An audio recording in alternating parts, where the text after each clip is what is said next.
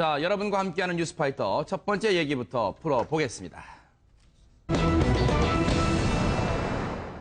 버젓이 회사를 다니는 한 남성. 그런데요, 직장에서는 착한 척 했을지는 몰라도 이 사람의 본성은 짐승이나 다름없었습니다. 손한빛 기자. 네. 평범한 가정집에 침입해서 네. 이 딸 아이에게 젖을 먹이려고 했던 그것도 일반 여성이 아닌 또 청각장애 여성이었습니다. 네.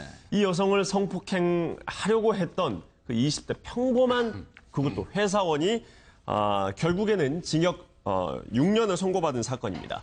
사건은 지난해 12월로 거슬러 올라갔는데요. 네. 새벽 1시쯤 이 경북의 한 가정집에 한 남성이 몰래 들어갔습니다. 당시 네. 피해 여성은 안방에서 앞서 말씀드렸던 것처럼 딸에게 젖을 먹이고 있었는데요. 네. 범행 대상을 이 여인으로 삼았던 게 참 들어보면 기막힐 정도입니다. 네. 이 김 씨가 이 인근 노래방에서 직장 회식을 하던 중에요. 장애 여성이 이 집 앞에서 가족과 수화로 대화를 나누는 걸 보고 이 장애인이라는 사실을 알고 범행 대상으로 삼았던 겁니다. 이 법원은 이 피해자가 대인공포 증상을 보이는 등 일상생활이 도저히 불가능할 정도로 크게 충격을 받은 점 등을 고려해서 이렇게 중형을 선고했다고 밝혔습니다. 네. 근데요, 김복준 의원님. 예. 정말요, 이건 사람도 아니에요. 맞습니다. 회식하다가 청각장애가 있다는 걸 보고 내가 회식 끝나고 와서 범행해야겠다. 이거 지금 이 진술은 자기가 한 진술이기 때문에 이게 지금 드러난 거 아니에요? 이게 맞죠? 사람입니까? 이게 진짜 이런 경우에 이제 이런 사람들을 인면수심이라고 하는 건데요. 네. 명백히 계획에 의한 계획 범죄입니다. 왜? 애초부터 범행 대상을 선정했잖아요. 네. 설정하고 이제 그리고 이제 들어갔는데 네. 자, 범행 대상을 선정할 때도 집 앞에서 수화로 대화하는 걸 봤다는 얘기는 그 여성이 장애가 있다는 걸 알았다는 뜻이잖아요. 네네. 그러면 장애인을 선정했다는 거거든요. 네. 그러니까 애초부터 이 사람은 이제 자신의 범행 대상을 선정하고 네. 계획 범죄를 이제 실현했다는데 네. 저는 진짜 이 사람을 보면서 네.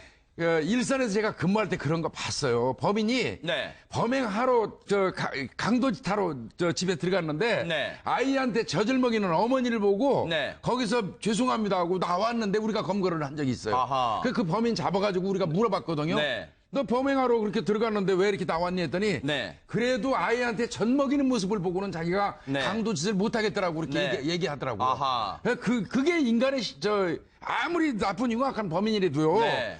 이 어머니 앞에서는 무너지게 네. 돼 있거든요. 아하. 근데 아이한테 젖을 주는 어머니를 대상으로 해서 네.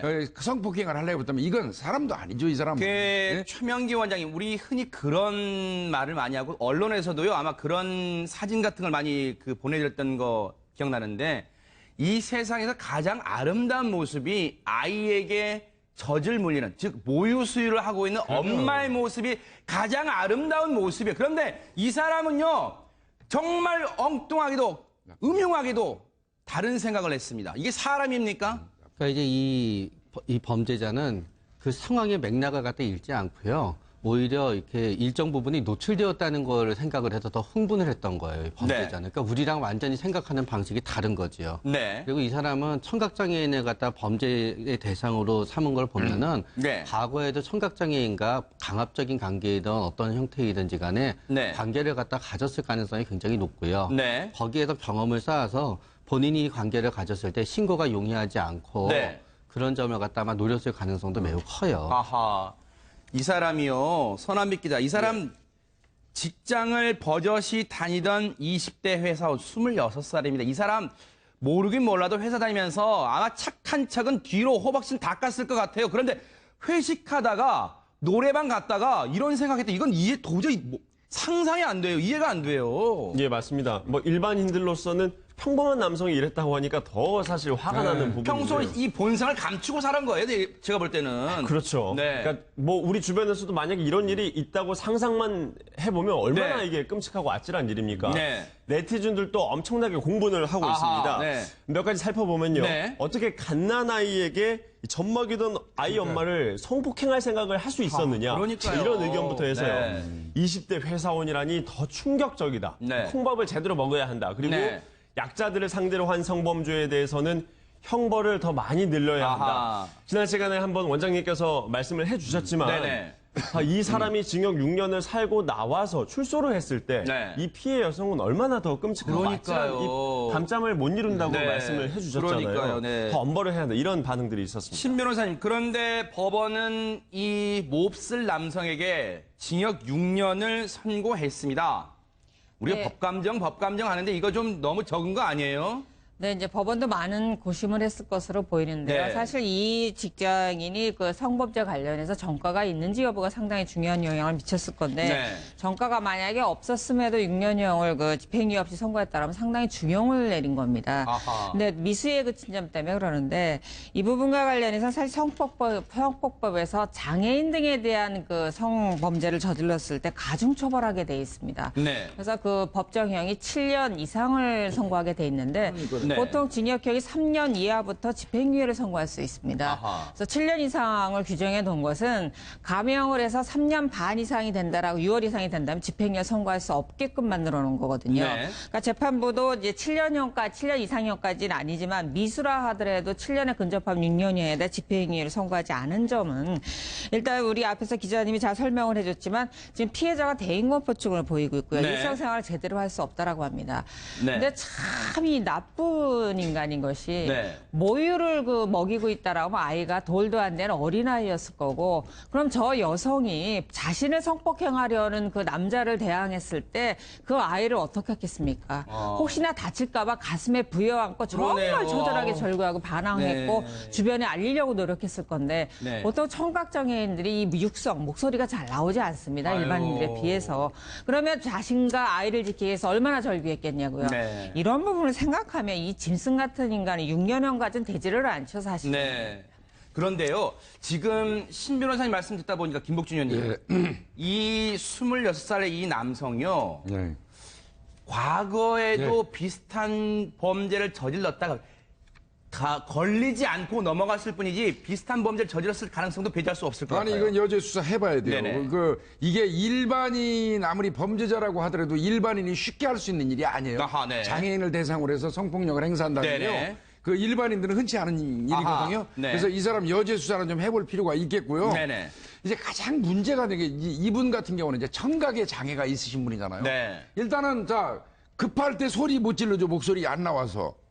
그 다음에 신고를 사실 하기 좀 어렵거든요. 네. 그리고 자기 의사 표시하기가 어려워요. 네. 그런 제약이 있다는 거를 약점으로 노렸다는 걸 봐서는 네. 이 범행을 한 사람이 전과가 있을 그러니까 숨겨진 전과가 있을 네. 여죄가 있을 개연성이 아하, 많으니까 네. 경찰이 좀 낱낱이 좀 파봤으면 좋겠습니다. 이 네. 부분에 화가 나는 건 그래 네. 평범한 회사원이라는 표현을 쓰시는데 네. 이 부분 속에는 사실 뭐 평범하고 선하다 이런 게 아닙니다. 사람은 보통 그 악의적인 마음이라든가 이런 본성을 타고날 수 있습니다. 아하. 하지만 이것을 우리가 자제할 수 있는 건 교육의 힘이거든요. 맞습니다. 그다음에 아하. 인격의 힘이고 네. 그러면 이 회사에 들어갈 정도면 정규 교육은 다 받았다는 거 아닙니까? 아하. 그다음에 조직에 들어가서 거기에 어울려서 생활도 했다라는 거고. 네. 그런데 이런 범죄 욕망이 절제가 되지 않았다라는 부분이 우리한테 네. 충격적인 거죠. 아하. 최명기 원장님, 앞서 우리 서남백 기자도 얘기를 했습니다만 지금 이 여성이요.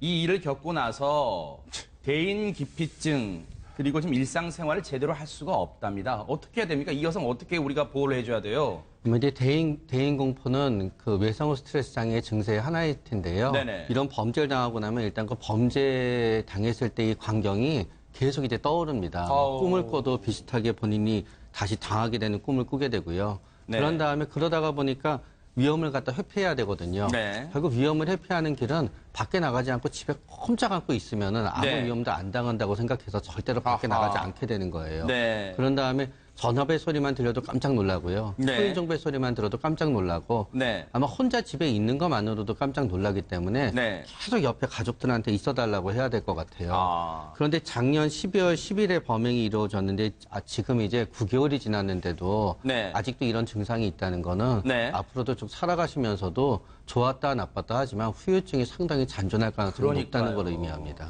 이 김복준 의원님, 예. 그렇다고 물론 이 여성분의 지금 가정 형편이나 지금 상황이 어떤지는 정확히 지금 저희가 알기는 어렵습니다만 그렇다고 앞으로 이런 일을 겪지 않기 위해서 모든 가족들이 다 이 여성 주변에 있을 수도 없고 그렇죠. 과연 이 비슷한 범죄 혹시 이런 일 정말 당하지 않는 게 최선이겠지만 혹시라도 자신의 위험이 처했을 때 뭔가 좀 대처할 수 있는 방안 좀 없을까요? 어떻습니까? 제가 항상 말씀드리지만 네. 조그만 거 이렇게 막에 있어갖고 뽑는 경보기 있잖아요. 네. 경보음 크게 울리는 거 있어요. 어마어마하게 네. 크거든요. 네. 그 여성분들은 참 어느 순간 우리나라가 이렇게 가야 되는지 모르겠지만 네. 여성분들한테는 하나씩 좀 가지라고 우리 신은숙 변호사님도 좀 가지시라고 내가 권장하고 싶은 게 있어요. 네.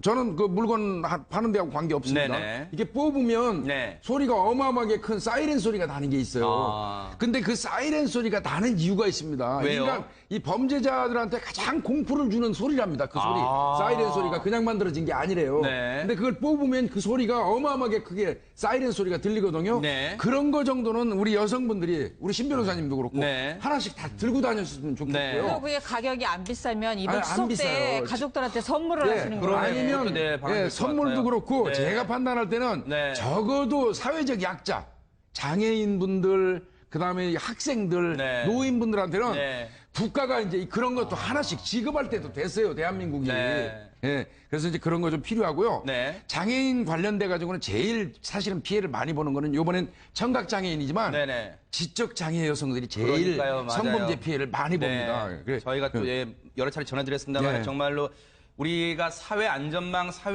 그런 말을 합니다만 말로만 그칠 게 아니라 좀 그런 사회적 약자들을 보호할 수 있는 시스템부터 저희가 좀 갖춰야 네. 되지 않을까 그런 생각을 네, 지금 드는 해봅니다. 생각인데요. 이런 지적장애인처럼 바로바로 대응이 어려운 분들한테는 네. 그 집 안에 그 편의점 안에 그 설치하는 무슨 이렇게 스위치나 버튼 같은 거 있지 않습니까? 그럼요. 네네. 그 바로 경찰서에 그 그런 신고가 거 필요해요. 들어가게 하는 뭐 네. 그런 아주 조그만 장치라도 우리가 필요하지 그런 않나 부분 생각이 듭니다. 아이디어를 모아보면 아마 그럼요. 네티즌분들이 많은 아이디어를 주실 거예요. 예, 우리가 또 예. 그런 점 또 참조도 해볼 필요가 있을 것 같습니다. 예.